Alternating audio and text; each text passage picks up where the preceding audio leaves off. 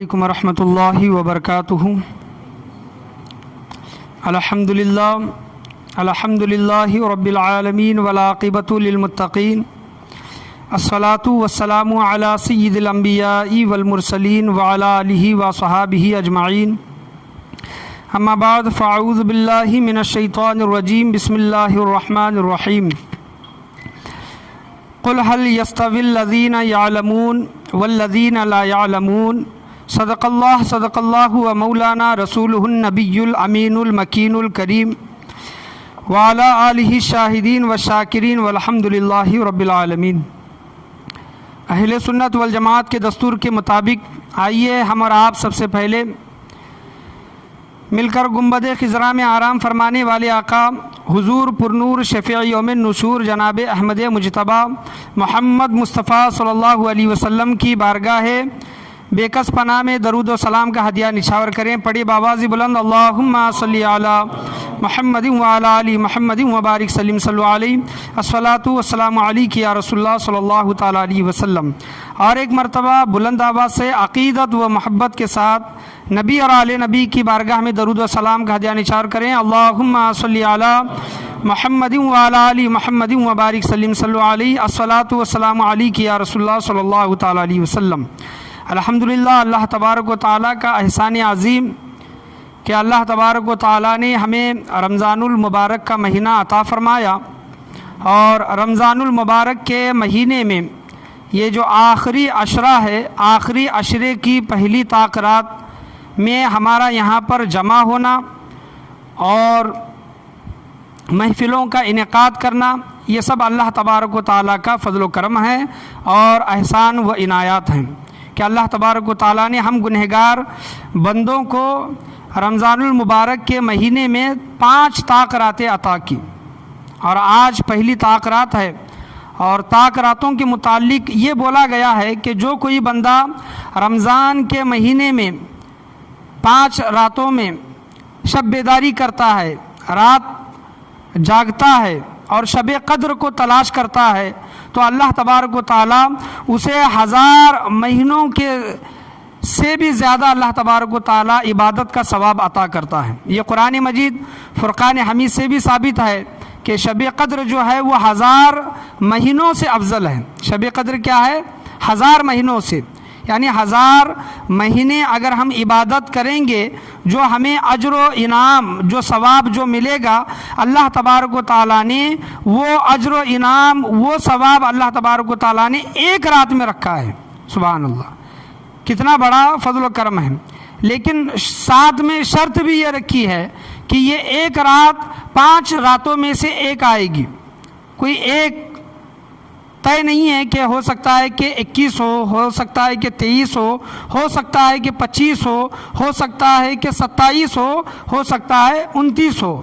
تو ہمیں 5 رات جاگنے کا ہمیں اللہ تبارک و تعالیٰ کے پیارے نبی کریم صلی اللہ تعالیٰ علیہ وسلم نے حکم فرمایا۔ اور یہ رات ہمیں کیوں ملی؟ انشاءاللہ شب قدر کے دن بھی 27ویں رات میں انشاءاللہ اس واقعے کو بیان کروں گا کہ حضور صلی اللہ علیہ وسلم کے سامنے امت کے حال احوال پیش کیے گئے۔ امت کی عمریں، پچھلی جو نبیوں کی جو امتیں جو گزری ہیں، ان کی عمریں 1000 سال، 1500 سال، 1200 سال، 2000 سال، ایسی ان کی عمریں تھیں، ان لوگوں کی، ان امتیوں کی، اور عمروں کے حساب سے ان کی عبادات بھی ویسے تھے۔ تو حضور صلی اللہ تعالیٰ علیہ وسلم غم زدہ ہوئے اور کہنے لگے کہ اے باری تعالیٰ، اے اللہ تبارک و تعالیٰ، میری امت کے جو لوگ ہیں، میری امت کی جو عمریں ہیں وہ کم ہیں، 50 سالہ، 60 سالہ، 70، 80، 90، 100 سالہ ہیں۔ تو اے باری تعالیٰ، جو تمام نبی جتنے بھی گزرے ہیں، ان کی امتی جتنے بھی گزرے ہیں، ان کی عمریں 1000 سال سے بھی زیادہ، 800، 500 سال سے بھی زیادہ، 1200 سال سے بھی زیادہ، تو وہ ہم سے سبقت لے جائیں گے، نیک اعمال میں، اچھے عمل میں ہم سے سبقت لے جائیں گے۔ حالانکہ اگر دیکھیں کہ یہ امت محمدی، یہ ایسی امت ہے جو تمام امتوں سے افضل ہے۔ جس طرح ہمارے نبی کریم صلی اللہ علیہ وسلم تمام نبیوں سے جس طرح افضل ہے، یہ امت محمدی بھی تمام امتوں سے افضل ہے۔ قیامت کے دن بے شک یہ امت سب سے آخر میں آئی ہے، لیکن قیامت کے دن جنت میں سب سے پہلے یہی امت جائے گی، یہی امت جائے گی۔ تو حضور صلی اللہ علیہ وسلم کو غم ہوا، غم زدہ ہوئے، تو اللہ تبارک و تعالیٰ نے اپنے حبیب کریم صلی اللہ تعالیٰ علیہ وسلم کو غم زدہ دیکھا، تو حضور صلی اللہ علیہ وسلم کے صدقے میں ان کو غمناک دیکھا، تو ان کے صدقے میں اس امت کو اللہ تبارک و تعالیٰ نے ایک ایسی رات عطا کی کہ اگر وہ ایک رات جاگ لیں، شب بیداری کر لیں، عبادت کر لیں، تو اللہ تبارک و تعالیٰ نے فرمایا کہ گویا انہوں نے 1000 مہینے عبادت کی۔ سبحان اللہ، یعنی ان امتوں سے بھی بڑھ کر امت محمدی آگے چلی گئی نیک اعمال میں اور ثواب و درجے میں۔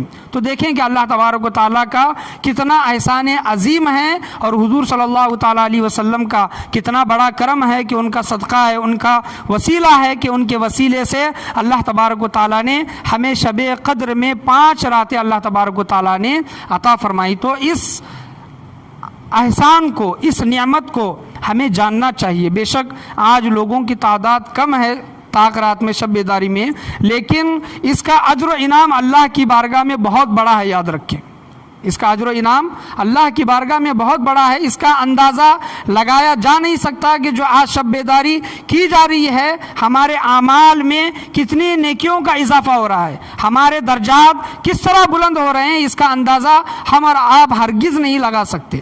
بس اندازہ لگانا ہے تو یہی لگائے کہ ایک رات کے بدلے میں اللہ تبارک و تعالیٰ 1000 مہینے عبادت کرنے کا ثواب ہمیں عطا فرما رہا ہے۔ سبحان اللہ۔ آج پہلی طاق رات ہے، تو آج پہلی طاق رات میں میری تقریر کا عنوان موضوع علم دین اور علماء کے فضائل، علم دین کی اہمیت کیا ہے، اس کی فضیلت کیا ہے علم دین کی، اور علماء جو ہوتے ہیں، علماء حق جن کو بولا جاتا ہے، نیک علماء کرام، ان کے فضائل کیا ہیں، میں آپ کے سامنے بیان کرنے کے لیے کھڑا ہوا ہوں۔ اللہ تبارک و تعالیٰ قرآن مجید فرقان حمید میں ارشاد فرماتا ہے، اعوذ باللہ من الشیطان الرجیم، بسم اللہ الرحمن الرحیم، قل هل یستوی الذین یعلمون والذین لا یعلمون، یعنی اے حبیب کریم صلی اللہ تعالیٰ علیہ وسلم آپ کہہ دیجئے، آپ قل هل یستوی الذین یعلمون، آپ کہہ دیجئے کہ کیا علم والے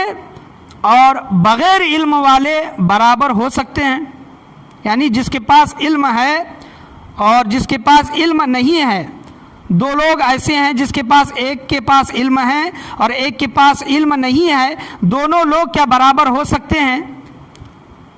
تو بتایا گیا، فرمایا گیا کہ بے شک علم والے اور بغیر علم والے کبھی بھی برابر نہیں ہو سکتے، یعنی علم والے کا مقام و مرتبہ اللہ کی بارگاہ میں، اللہ کے نبی کریم صلی اللہ علیہ وسلم کی بارگاہ میں بہت بلند اور بڑا مرتبہ ہے علم والوں کا۔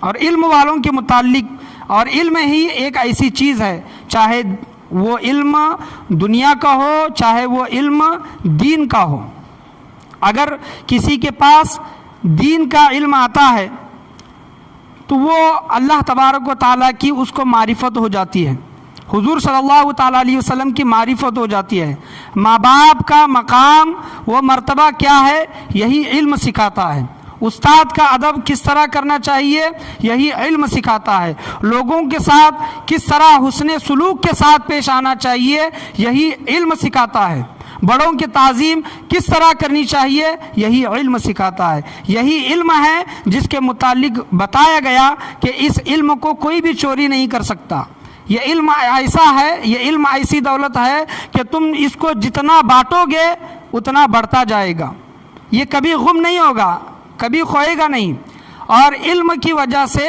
انسان کو عزت حاصل ہوتی ہے، یہ دین کا علم ہوا۔ اور اگر دنیا کا علم انسان حاصل کر لے تو وہ ڈاکٹر بن جاتا ہے، انجینئر بن جاتا ہے، وکیل بن جاتا ہے، پروفیسر بن جاتا ہے، ٹیچر بن جاتا ہے، اور اس کو دنیا والے عزت، ادب و احترام کی نگاہ سے دیکھتے ہیں۔ تو علم کا مقام و مرتبہ چاہے دین کا علم ہو چاہے دنیا کا علم ہو، یہ بہت بڑا درجہ رکھتے ہیں، یاد رکھیں۔ تو علم ہمیشہ حاصل کرنے کی کوشش کرنی چاہیے۔ تو علم کی وجہ سے انسان کی ایک دنیا میں ہو یا پھر آخرت میں ہو الگ پہچان ہوتی ہے۔ آپ صلی اللہ تعالیٰ علیہ وسلم کی احادیث کریمہ ہے کہ آپ صلی اللہ علیہ وسلم نے ارشاد فرمایا کہ قیامت کے دن اللہ تبارک و تعالیٰ عابدوں کو، عبادت کرنے والوں کو، مجاہدوں کو، جہاد کرنے والوں کو اپنی بارگاہ میں پیش کرے گا۔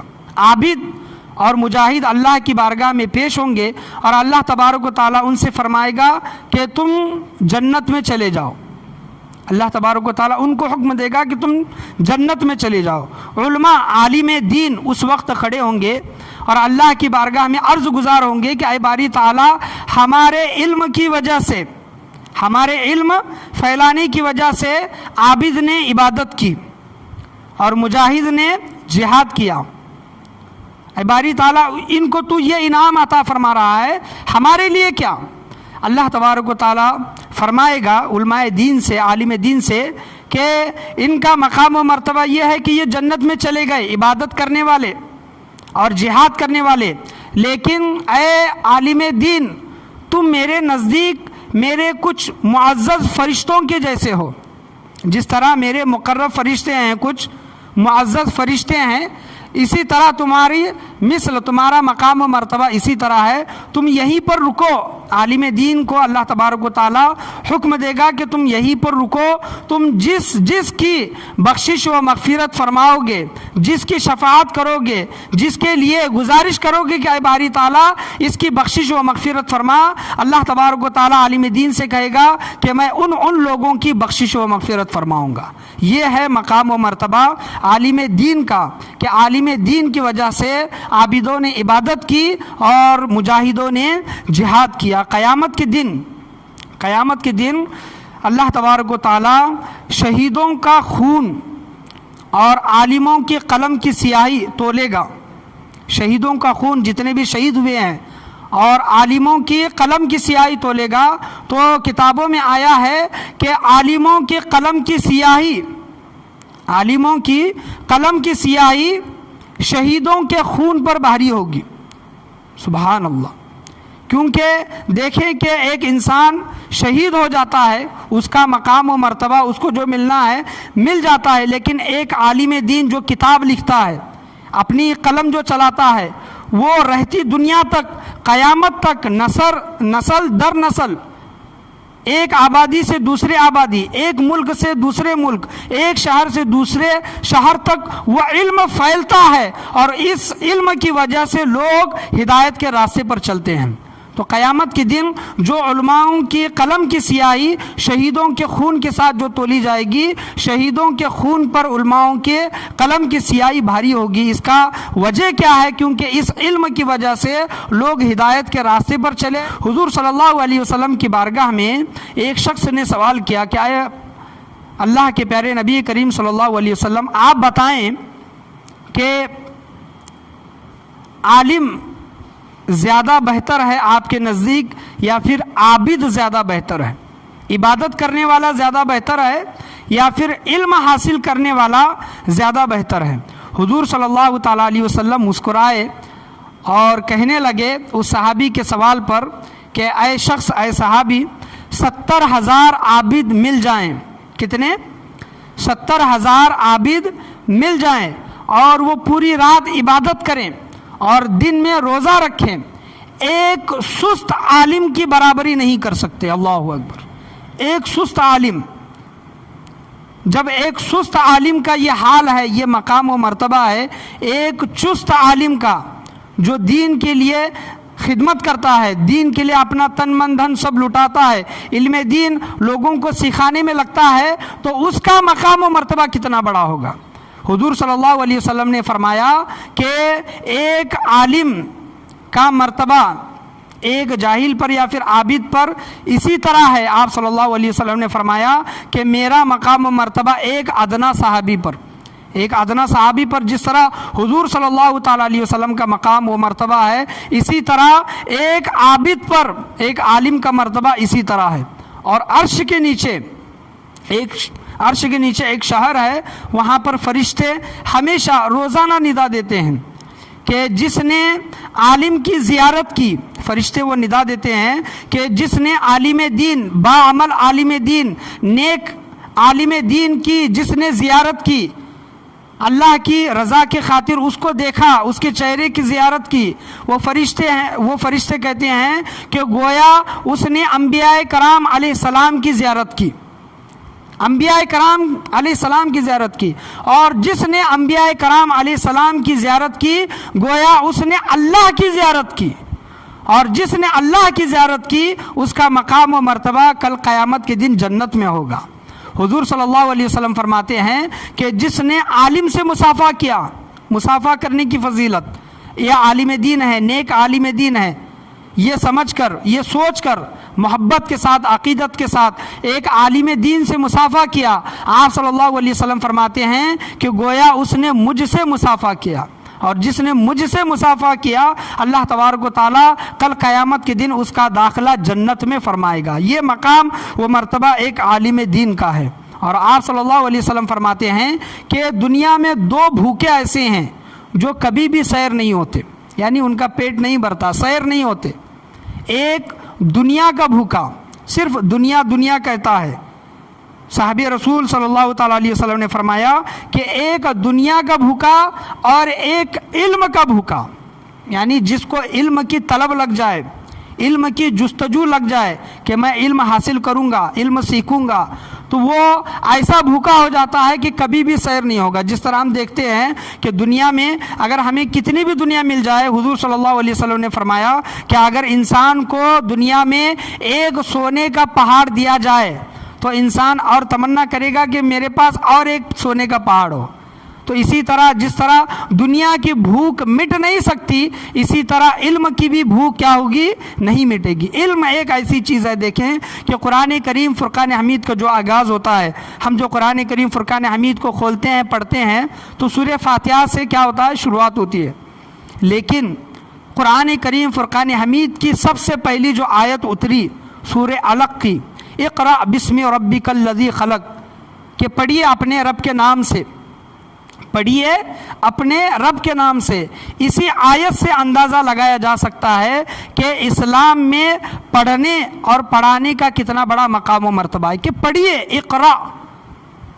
سب سے پہلے جو اللہ نے حکم دیا، یہ نہیں دیا کہ نماز پڑھو، سب سے پہلے حکم یہ نہیں دیا کہ زکوٰۃ دو، روزہ رکھو، حج کرو، نہیں، سب سے پہلے پڑھنے کا حکم دیا، اقرا۔ تو پڑھنا پڑھانا یہ اسلام کے شروعات کے دور سے ہے۔ آج ہمارے اندر جو جہالت جو دیکھی جاتی ہے، علم کی جو کمی دیکھی جاتی ہے، اس کی وجہ کیا ہے؟ علم کی دوری کی وجہ سے اس کی کمی ہمیں دکھائی دیتی ہے۔ تو علم کی اہمیت ہمیں سمجھنے کی کوشش کرنی چاہیے، چاہے وہ دنیا کا علم ہو یا پھر دین کا علم ہو، ہمیشہ حاصل کرنے کی کوشش کریں۔ کنز العمال کی حدیث ہے، صفحہ نمبر 87، حضرت سلیمان علیہ السلام، آپ ان کی سیرت بخوبی جانتے ہیں کہ حضرت سلیمان علیہ السلام کی حکومت زمین پر تھی، آسمانوں پر بھی تھی، ہوا پر بھی تھی، چرند پرند، یہاں تک کہ جناتوں پر بھی حضرت سلیمان علیہ السلام کی حکومت تھی۔ لیکن اللہ تبارک و تعالیٰ نے حضرت سلیمان علیہ السلام کو یہ حکومت دینے سے پہلے حضرت سلیمان علیہ السلام سے پوچھا کہ اے سلیمان، تجھے علم چاہیے یا حکومت چاہیے؟ اے سلیمان، تجھے علم چاہیے یا پھر حکومت چاہیے؟ حضرت سلیمان علیہ السلام اللہ کے پیغمبر تھے، اللہ کے نبی تھے، جاننے والے تھے کہ علم کا مقام و مرتبہ کیا ہے۔ حضرت سلیمان علیہ السلام نے علم مانگا کہ اے باری تعالیٰ مجھے علم عطا فرما۔ اللہ تبارک و تعالیٰ نے حضرت سلیمان علیہ السلام کو علم تو عطا کیا ہی، علم تو عطا کیا ہی، علم کے ساتھ ساتھ اللہ تبارک و تعالیٰ نے حضرت سلیمان علیہ السلام کو تمام چیزوں پر حکومت عطا کی۔ سبحان اللہ، تمام چیزوں پر۔ یہ حکومت انہیں کس طرح ملی؟ علم کو انہوں نے پہلے چنا، علم مانگا، علم کو سب سے پہلے انہوں نے اہمیت دی، علم کی وجہ سے اللہ تبارک و تعالیٰ نے انہیں حکومت عطا کی۔ تو علم انسان کے پاس آنا بے حد ضروری ہے۔ علم اگر آتا ہے، بھلے انسان غریبی کی زندگی جی رہا ہے، 4 پیسے اس کے پاس کم ہیں، ایک کمرے کی کھولی میں، ایک کھولی میں وہ رہتا ہے، چھوٹا گھر ہے، پہننے کے لیے اس کے پاس زیادہ کپڑے نہیں ہیں، لیکن علم آنے کی وجہ سے اس کو ایک سلیقہ آ جاتا ہے، وہ ہر میدان کا ماسٹر بن جاتا ہے کہ کس طرح کہاں پر کس طرح ڈیل کرنی ہے۔ علم نہیں ہے تو وہ ہر جگہ گھبرائے گا، ہر جگہ ڈرے گا، علم نہ رہنے کی وجہ سے ہر جگہ چپ ہوگا۔ اگر انسان کے پاس علم ہے تو اگر غلط چیز ہوتی ہوئے اگر وہ دیکھے گا تو علم کی وجہ سے اس غلط چیز کو روکنے کی کوشش کرے گا۔ علم ہی ایک ایسی چیز ہے جو غلط اور صحیح کا فرق سمجھاتی ہے، علم ہی ایک ایسی چیز ہے جو اچھے اور برے کا فرق سمجھاتی ہے، حلال و حرام کی تمیز بتاتی ہے۔ اگر علم نہیں ہے تو حلال و حرام کی بھی تمیز نہیں، غلط وہ اچھے کی بھی تمیز نہیں۔ تو علم انسان کی کیا کرتا ہے؟ زندگی کو تبدیل کرتا ہے۔ علم حاصل کرنا بہت ضروری ہے۔ حضرت آدم علیہ السلام کی جب تخلیق ہوئی، یہ واقعہ میں ہمیشہ آپ کے سامنے بیان کرتا ہوں۔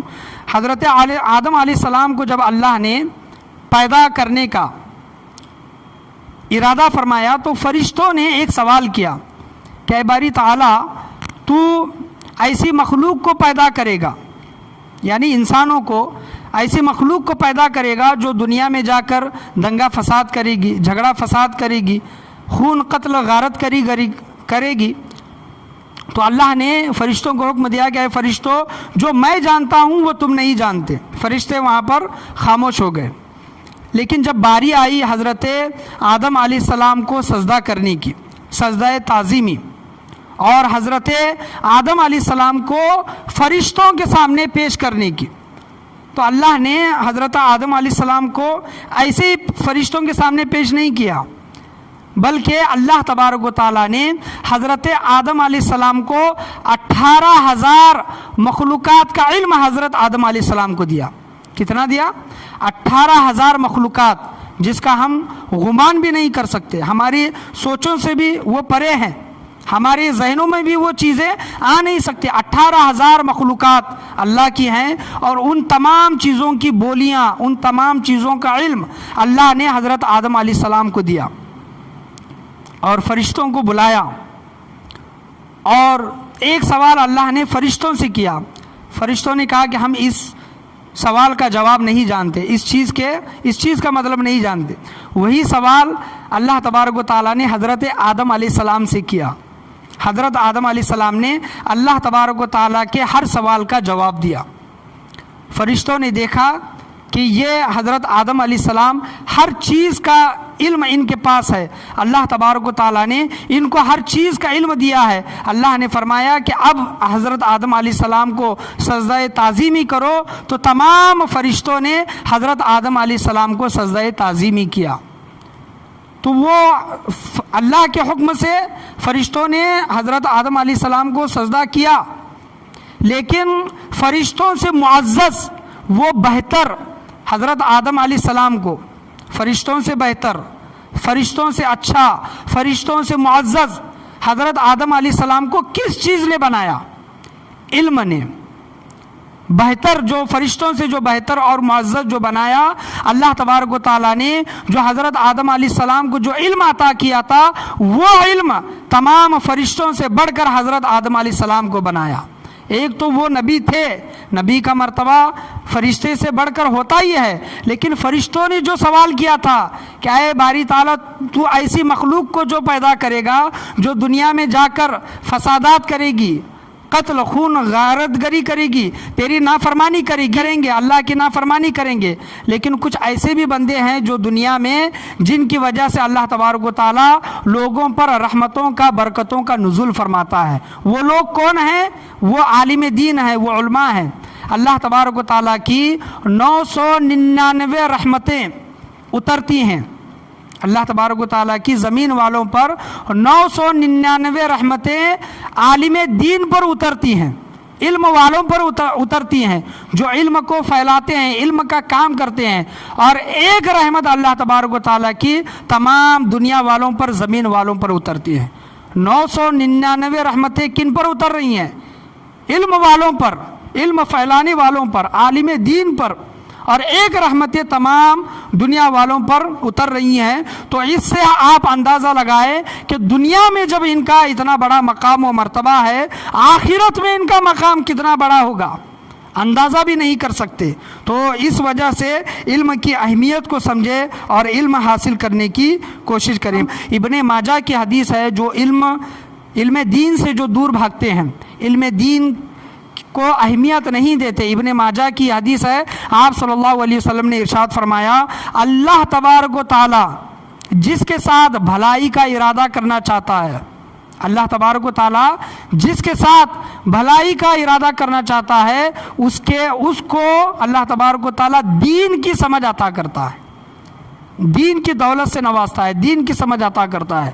تو آپ دیکھیں کہ اگر ہماری دلچسپی، ہماری جستجو علم دین کے متعلق اگر ہو رہی ہے، بڑھ رہی ہے، کہ ہمارا دل یہ کرتا ہے کہ ہم علم دین سیکھیں، لوگوں کو سکھائیں، مسئلے مسائل سیکھیں، تو آپ سمجھ جائیں ابن ماجہ کی حدیث ہے کہ اللہ تبارک و تعالیٰ نے آپ کے ساتھ بھلائی کا ارادہ کیا ہے۔ سبحان اللہ، یہ نشانی ہے، آپ صلی اللہ علیہ وسلم نے ارشاد فرمایا ہے۔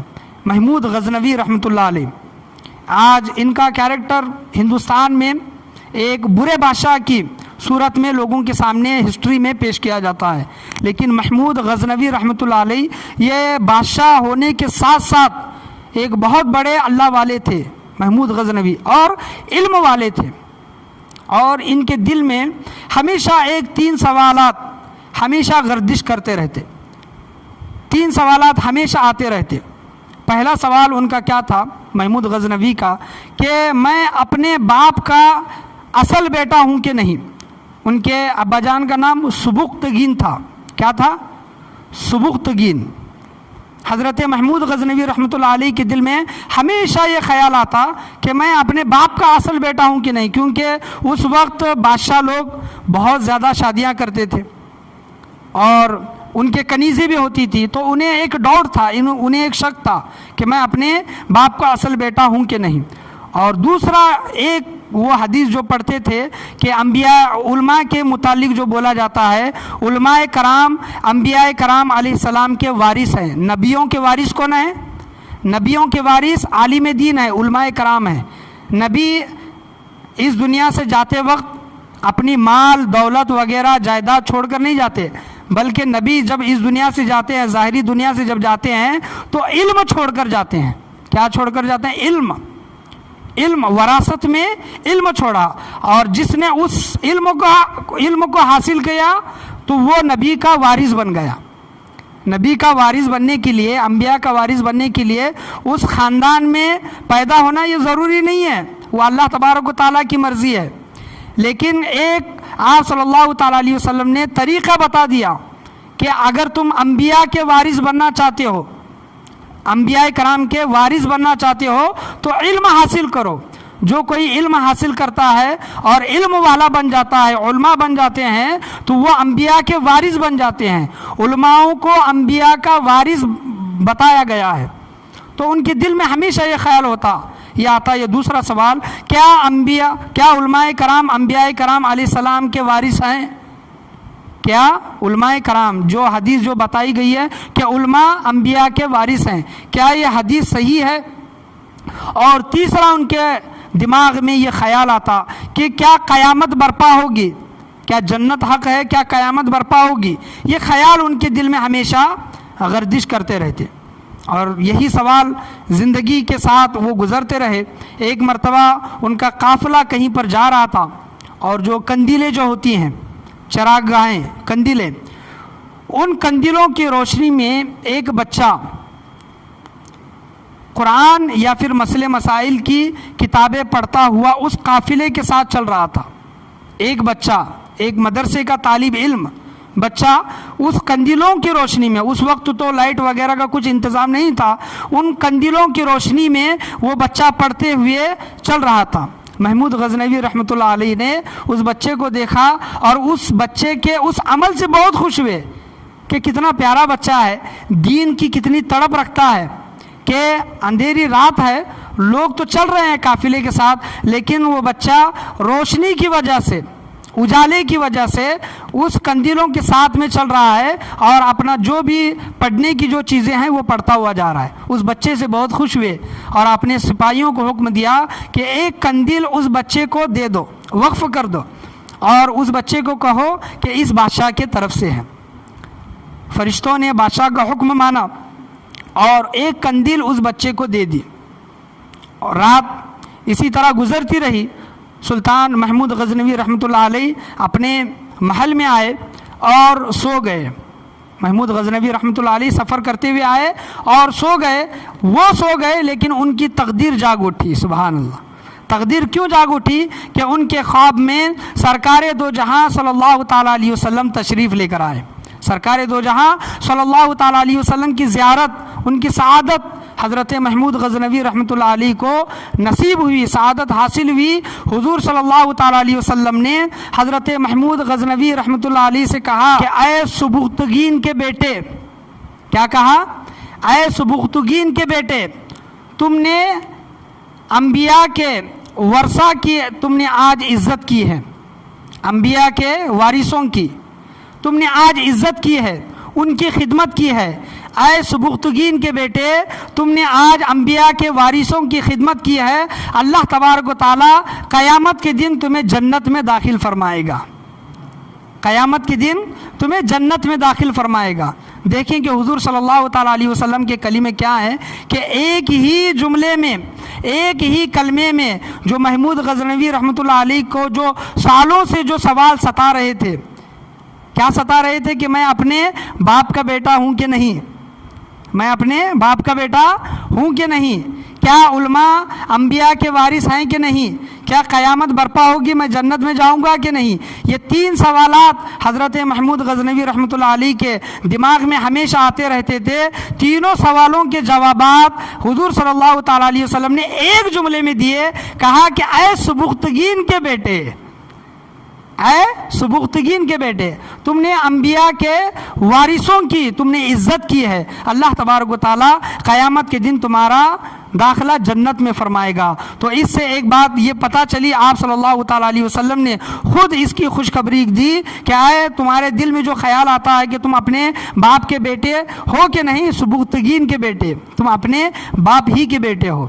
تمہارے دل میں جو خیال آتا ہے کہ علماء انبیاء کے وارث ہے کہ نہیں، تم نے علماء کی جو خدمت کی ہے، انبیاء کے وارثوں کی جو خدمت کی ہے، اس بچے کی تم نے جو خدمت کی ہے، اس کے بدلے میں تمہیں قیامت کے دن جنت میں تمہارا داخلہ ہوگا۔ جو تینوں سوالات ان کے ذہن میں جو گردش کر رہے تھے، آپ صلی اللہ تعالیٰ علیہ وسلم نے ایک ہی خواب میں، ایک ہی جملے میں حضرت محمود غزنوی رحمۃ اللہ علیہ کے تینوں سوالات دے دیے، اور حضرت محمود غزنوی رحمۃ اللہ علیہ کو یقین ہو گیا، جن باتوں کا ان کو شک تھا اس میں یقین ہو گیا، کیونکہ حضور صلی اللہ تعالیٰ علیہ وسلم کسی کے بھی خواب میں جو تشریف لاتے ہیں، یاد رکھیں کہ احادیث کریمہ سے ثابت ہے، جس کے خواب میں حضور صلی اللہ تعالیٰ علیہ وسلم جلوہ افروز ہوئے وہ حضور صلی اللہ علیہ وسلم ہی ہیں، کیونکہ شیطان ان کی شکل نہیں لے سکتا۔ شیطان دوسرے لوگوں کی، ہمارے ماں باپ، دوسرے بڑے لوگوں کی، کسی کی بھی شکل لے سکتا ہے، اختیار کر سکتا ہے خواب میں، لیکن حضور صلی اللہ تعالیٰ علیہ وسلم کی شکل شیطان اختیار نہیں کر سکتا، کیونکہ اس کو اتنی طاقت ہی نہیں ہے۔ تو جس کو حضور صلی اللہ تعالیٰ علیہ وسلم کی زیارت خواب میں ہوئی، گویا اس نے حضور صلی اللہ تعالیٰ علیہ وسلم ہی کو دیکھا۔ تو انبیاء کرام کے جو ورثہ جو ہیں، علماء جو ہیں، یہ انبیاء کرام کے وارث ہیں، ان کا بہت بڑا مقام و مرتبہ ہے۔ اسی علم کے متعلق ادب ایک انسان کے اندر ہونا چاہیے۔ خلیفہ ہارون رشید کے بیٹے، خلیفہ ہارون رشید کے بیٹے علم دین سیکھنے کے لیے استاد کے پاس پہنچے کسی دوسرے شہر میں، اور کئی دن کئی مہینے گزر گئے۔ خلیفہ ہارون رشید رحمۃ اللہ علیہ کو یہ خیال ہوا کہ میں اپنے بیٹے کی زیارت کر لوں، بیٹے سے ملاقات کر لوں، تو لہٰذا اپنے فوج کے ساتھ خلیفہ ہارون رشید بیٹے سے ملاقات کرنے کے لیے پہنچے۔ بہت بڑے خلیفہ کا بیٹا بھی بڑا ہوتا ہے، لیکن جب خلیفہ ہارون رشید جب پہنچتے ہیں تو کیا دیکھتے ہیں کہ ان کا بیٹا استاد کے پیروں پر پانی ڈال رہا ہے. کیا ڈال رہا ہے؟ استاد وضو کر رہے ہیں اور ان کا بیٹا پیروں پر ان کے پانی ڈال رہا ہے. تو وہ جلال میں آئے. خلیفہ ہارون رشید کیا ہوئے؟ جلال میں آئے, غصہ ہوئے. آپ یہ سوچ رہے ہوں گے کہ انہوں نے اس وجہ سے انہوں نے غصہ دکھایا کیونکہ وہ ان کے بیٹے تھے. نہیں, بلکہ اس کے برعکس خلیفہ ہارون رشید نے استاد محترم سے, اپنے بیٹے کے استاد سے کہا کہ آپ اس کو ادب کیوں نہیں سکھاتے؟ میرے بیٹے کو ادب کیوں نہیں سکھاتے؟ آپ اس کو یہ ادب سکھائے کہ میرا بیٹا ایک ہاتھ سے استاد کے پیر پر پانی ڈالے اور دوسرے ہاتھ سے استاد کے پیروں کو دھوئے. یہ ادب سکھائیں. تو جس کے پاس علم آتا ہے اس کے پاس ادب بھی آتا ہے. علم کی وجہ سے کیا ہوتا ہے؟ ادب بھی آتا ہے. خلیفہ ہارون رشید نے استاد کو یہ ایک گزارش کی کہ میرے بیٹے کو آپ ادب بھی سکھائیں. علم سکھا رہے ہیں, میرے بیٹے کو آپ ادب بھی سکھائیں. فلاں بادشاہ کا بیٹا کسی شہر میں پڑھنے کے لیے تھا, درس نظامی علم دین حاصل کرنے کے لیے تھا. تو کسی وقت میں اس بچے کو درسگاہ آنے میں, مکتب میں آنے میں, درسگاہ آنے میں دیری ہوئی. تو استاد نے پوچھا اس بچے سے کہ بیٹے تجھے آنے دیری کیوں ہوئی؟ تو وہ بچہ کہتا ہے کہ میں اپنے بال سنوار رہا تھا, بال لمبے تھے, میں اپنے بال سنوار رہا تھا, اس وجہ سے مجھے آنے میں دیری ہوئی. استاد نے فوراً اس کے باپ کو, بادشاہ کو خط لکھا کہ آپ کا بیٹا اس وجہ سے, بالوں کو سنوارنے کی وجہ سے درسگاہ میں, مکتب میں دیر سے آتا ہے.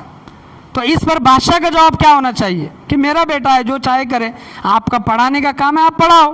نہیں, بادشاہ نے یہ جواب نہیں دیا, بلکہ ایک نائی, ایک حجام اپنے بیٹے کے پاس بھیجا اور اس ایک خط لکھ کر بھیجا.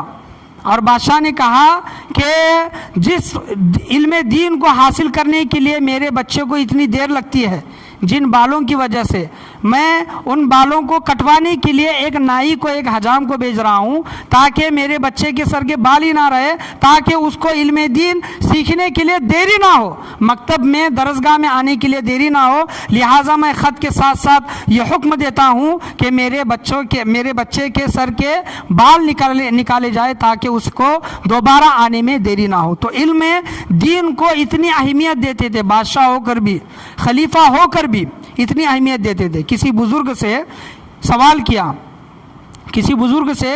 کیا کہ آپ کے نزدیک علم دین کی اہمیت کیا ہے, علم کی اہمیت کیا ہے؟ تو بزرگ نے کہا کہ اگر مجھے پتہ چل جائے, وہ بزرگ نے کہا کہ اگر مجھے پتہ چل جائے کہ میری زندگی کا صرف ایک ہفتہ بچا ہے, یعنی ایک ہفتے کے بعد میں مرنے والا ہوں, تو وہ بزرگ کہتے ہیں کہ یہ ایک ہفتہ بھی میں علم دین سیکھنے میں لگا دوں گا. میں یہ ایک ہفتہ بھی علم دین, اسی وجہ سے کہتے ہیں کہ انسان جو ہوتا ہے ماں کی گود سے لے کر قبر کی گود تک سیکھتا ہے. اور انسان کو سیکھنا بھی چاہیے, چاہے اپنے ماں باپ سے ہو, اپنے استاد سے ہو, گھر والوں سے ہو, دیگر دوسرے لوگوں سے ہو, انسان سیکھتا ہی ہے. سیکھنے کی اسے ہمیشہ کوشش کرنی چاہیے. انشاءاللہ یہ آخری واقعہ میں آپ کے سامنے بیان کر کے تقریر کو میں ختم کروں گا کہ علم دین کی اہمیت کسی کو ہوتی ہے, کسی کو نہیں ہوتی. علم دین کیا ہے؟ جو اس کو حاصل کرتا ہے وہی جان سکتا ہے. ایک واقعہ میں آپ کے سامنے بیان کرنا چاہوں کہ ایک بچہ اپنے استاد کے پاس آتا ہے اور اس کا چہرہ اترا ہوا ہے, اس کا چہرہ مایوس ہے. استاد نے جب وجہ پوچھی تو بچے نے کہا کہ میرا چپل ٹوٹ گیا تھا, راستے میں میرا چپل ٹوٹ گیا تھا, میں موچی کے پاس گیا اور میرے پاس دینے کے لیے کچھ پیسے نہیں تھے. میں نے اس موچی سے کہا کہ آپ میرے چپل سی دو, اس کے بدلے میں آپ کو 1-2-3 مسائل بتاؤں گا جو آپ نہیں جانتے. یعنی کچھ ایسی چیزیں جو علم کی باتیں میں آپ کو سکھاؤں گا جو آپ نہیں جانتے. تو اس موچی نے کہا کہ دینا ہو تو پیسے دے دو, ورنہ تمہارے علم سے مجھے کوئی غرض نہیں ہے. تو بچے کا دل اداس ہوا, مایوس ہوا. وہ اپنے استاد کے پاس آ کر یہ چیز اس نے بیان کی. استاد نے کہا کہ اچھا ٹھیک ہے.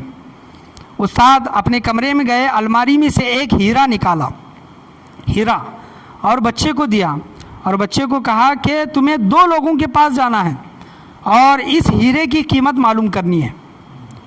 पहला तुम जाओ सब्ज़ी वाले के पास और बाद में जाओ जोहरी के पास। तो बच्चा उस्ताद के हुक्म पर वो हीरा लेकर सब्ज़ी वाले के पास गया और उस्ताद ने कहा था कि इसकी कीमत क्या है, दोनों से पूछना इसकी कीमत क्या है। तो सब्ज़ी वाले के पास जब वो पहुंचा और कहा कि इस हीरे के बदले में आप मुझे क्या देंगे, तो सब्ज़ी वाले ने कहा कि ये, उसको ऊपर नीचे आगे पीछे देखा और उसको कांच जैसी कुछ शक्ल, कांच जैसी कुछ शय उसको लगी, चीज़ लगी, कांच है। तो उस सब्ज़ी वाले ने कहा कि इसके बदले में मैं तुम्हें 2 से 4 टमाटर दे सकता हूँ। क्या दे सकता हूँ? 2 से 4 टमाटर, इसकी कीमत इतनी है। तो बच्चा ठीक है बोल के आया और जोहरी के पास गया, जो हीरा जो बनाते हैं, हीरे को जो संवारते हैं, जोहरी के पास गया और वो हीरा दिखाकर जोहरी से कहा कि आप इसकी कीमत मुझे क्या दे सकते हैं। तो वो जोहरी ने कहा कि ये हीरा तुम्हें कहाँ से मिला? ये हीरा इतना कीमती है कि मैं अपनी पूरी दुकान बेच दूँ, पूरी जायदाद बेच दूँ, यहाँ तक कि अपने आप को भी बेच दूँ, तो इस हीरे की कीमत नहीं लगा सकता, इस हीरे की कीमत नहीं लगा सकता। वो बच्चा खुश हुआ और अपने उस्ताद के पास आया और दोनों का मामला, सब्ज़ी वाले का और जोहरी का, दोनों का मामला अपने उस्ताद के सामने बयान किया। तो उस्ताद ने कहा कि बेटा, इल्म दीन का भी मामला यही है, इल्म दीन का भी मामला यही है। जो इल्म दीन सीखता है, जो इसकी मालूमात हासिल करता है, उसी को इसकी अहमियत पता चलती है कि इसकी क्या वैल्यू है। जो इल्म दीन नहीं सीखता, सिर्फ नमाज़ें पढ़ता है, सिर्फ इबादत करता है, इल्म दीन क्या है, अल्लाह तबारक व तआला के नज़दीक दुनिया में उसका कितना बड़ा मकाम व मर्तबा है, आखिरत में उसको कितना बड़ा मकाम व मर्तबा मिलेगा, ये कोई जाहिल इंसान नहीं जान सकता। इसी वजह से कुरान करीम फुरकान हमीद में इरशाद हुआ, कुल हल यस्तविल लज़ीना यालमून वल लज़ीना ला यालमून। ऐ हबीब करीम सल्लल्लाहु अलैहि वसल्लम, आप कह दीजिए इल्म वाले और बे इल्म वाले कभी भी बराबर नहीं हो सकते। जिसके पास इल्म है, जिसके पास इल्म नहीं है, कभी भी वो बराबर नहीं हो सकते। तो आज अपने आप को अगर बदलना है, माहौल को अगर बदलना है, दुनिया को अगर बदलना है, तो शुरुआत अपने आप से करें। इल्म दीन सीखे, दुनिया का भी इल्म सीखे। आज सख्त ज़रूरत है कि दुनिया का भी इल्म हमारे पास हो और सख्त ज़रूरत है कि दीन का भी इल्म हमारे पास होना चाहिए, वरना शैतान बहकाने के लिए है ही। याद रखें कि इंसान, जाहिल इंसान को शैतान जल्दी बहका देता है, लेकिन जो इल्म वाला होता है, जो समझदार होता है, जो मुत्तकी परहेज़गार होता है, उन पर शैतान का बस नहीं चलता, शैतान का उन पर बस नहीं चलता। बस वो अल्लाह की राह में इल्म दीन सीखते हैं और दूसरे लोगों को सिखाते हैं। मैं अल्लाह की बारगाह में यही दुआ करना चाहूँगा, अल्लाह तबारक व तआला हम तमाम लोगों को बोलने सुनने से ज़्यादा अमल करने की तौफीक अता फ़रमाए। उलमाए दीन की संगतों में, सोहबतों में बैठने की तौफीक अता फ़रमाए। जो कुछ भी आज की ताक़रात में बोला गया, सुना गया, समझा गया, अल्लाह तबारक व तआला बोलने सुनने से ज़्यादा अमल की तौफीक अता फ़रमाए। बोलने में, सुनने में, समझने में, समझाने में किसी भी किस्म की गलती, कमी, बेशी, कोताही, खामी हुई हो, अल्लाह तबारक व तआला अपने फजल व करम से उसे माफ़ अता फ़रमाए। ला इलाहा इल्लल्लाह मुहम्मदुर रसूलुल्लाह सल्लल्लाहु तआला अलैहि वसल्लम व आखिरु दावाना अनिल हम्दुलिल्लाहि रब्बिल आलमीन।